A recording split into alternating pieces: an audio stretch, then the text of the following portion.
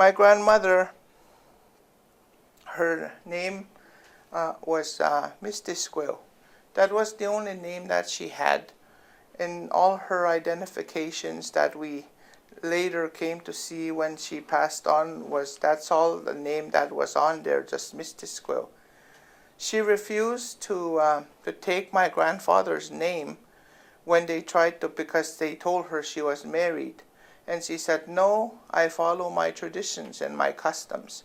I will not take his name because the name that he was given was his own private name. It's a spiritual name and I will not use it." So somehow she convinced people who make the health services card just to write Misty Squill.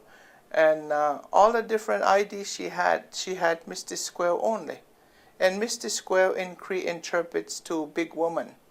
She wasn't a very big woman. She was about 5'6", but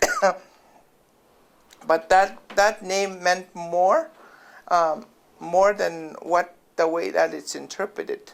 It meant more than that. It referred to Mother Earth more. And so she was also a medicine person. And then I used to watch her when my grandfather would come in, and he would be walking out, and he went out hunting, and he would come in, and then while he was out there, she would keep some water warm by the stove. She would keep it warm, and when she kept this water warm, when he came in, she would just put it in a place where, when he comes in, she sits him down near the wood heater, because that's the only source of heat they had. And then he would be sitting beside that wood heater. And when he had that, when he sat there beside that wood heater, she would take his socks off. He would wear about 5 pairs of socks to keep his feet warm, and then he would have some moccasins on, some moose hide moccasins that he would have on, and she would unwrap those moccasins, and then she would take his feet, and she would put them in the water, in the warm water, and then she would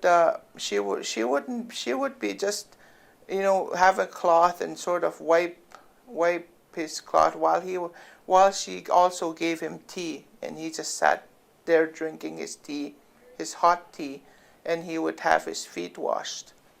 And then she would continue to just wash his feet, and then when she was done, she would take one foot and then she would dry it with a towel, and then she would take the other foot and she would dry that, and then she would give him a clean pair of socks, because he would be going to bed, so all he needed was one pair of socks, some wool socks. And my grandmother, when I talked about this at the university, some of the women said to me, "Don't you think that like that's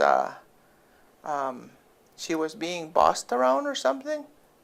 And I said she didn't see it like that. I asked her one time. I said, "Nokom," I said, what do you do? Like you do a lot for my grandpa." And then she said, "Well, he gives us food. He brings us food. He's out there in a freezing cold, out there hunting, looking for moose or something to bring back for his family. And the least I can do is warm water while I'm in a warm place for the day.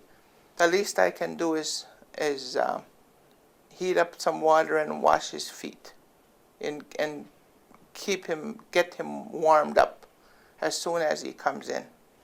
And I thought, that's so nice to do. It's such a nice, caring way to show a person that you care about them, just by doing that.